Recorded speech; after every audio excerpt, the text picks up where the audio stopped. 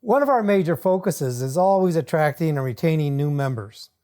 In November, we had a number of people join NAIFA Indiana. We are joined by one of them, Shane Smith of Crown Point, Indiana. Shane, welcome to NAIFA Indiana, and thank you for joining us today. Thanks for having me. Shane, tell us a little bit about yourself and your practice. Yeah, well, I'm 31 years old. I have a family of three young kids. I have a kindergartner, a 3-year-old, and a 7-month-old. So I'm a family guy. I like working with families. So that's one big part about what I do. And then the other aspect is I really like working with retirees and those approaching retirement, getting a good retirement plan for them in place, and talking about long-term care has been a big passion of mine as of late. How did you get introduced to NAIFA, and why did you join? Chris Barnhouse is a friend of mine, and he's been on me about it for a few months now, and I finally pulled the trigger on it.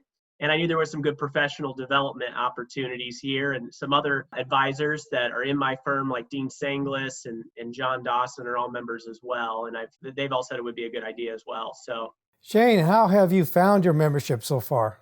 well, I haven't been introduced to much yet, but I think it's been valuable for the professional development opportunities, and some discounts that are available in free CE that's offered. One of the things I just recently took advantage of is signing up for certified in long-term care. So I plan on completing that in December, and there's a discount offered that through NAIFA, which, I mean, the membership kind of pays for itself. It seemed like a no-brainer. So that's probably the thing I'm most excited about.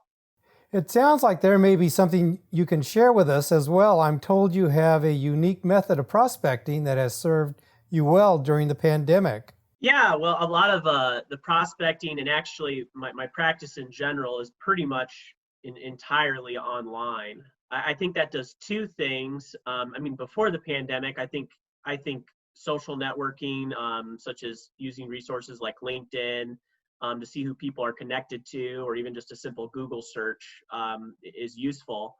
But during the pandemic, especially meeting online, like I said, I like to meet with families. It's hard to convince a family to meet with a financial advisor when you have young kids like myself at home. I know what that's like. I even have virtual meetings after the kids go to bed, or with a family, and also for people that just feel more comfortable. I think we've all heard that communication is about, I don't know what exactly the percentages are, but it's like 10% is verbal communication, 30% is tonality, and maybe the remaining 60% is body language.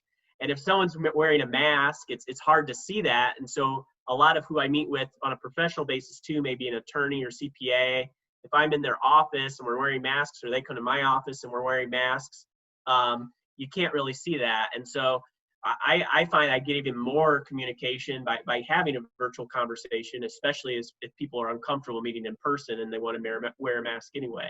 That's some of the things that I've done. I think it's been very helpful in starting off the practice off to a good start during this time, is just meeting people where they're at, and most people like having the virtual conversation. Thanks for that bit of wisdom, Shane. Hopefully your membership in NAIFA will be long and productive. I hope so too.